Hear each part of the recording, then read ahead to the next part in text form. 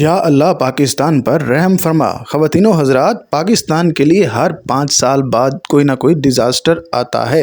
اگر ہم جناب بات کریں 2005 کی تو 2005 میں پاکستان میں زلزلہ آیا جس نے لاکھوں لوگوں کو متاثر کیا۔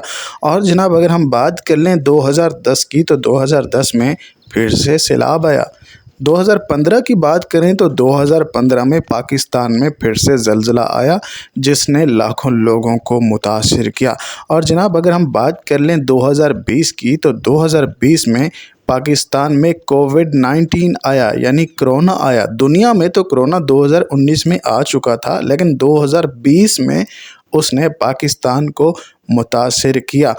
جناب اگر ہم بات کر لیں 2025 کی تو 2025 میں پھر سے پاکستان میں سیلاب آیا ہے، جو کہ آپ کے سامنے ہے۔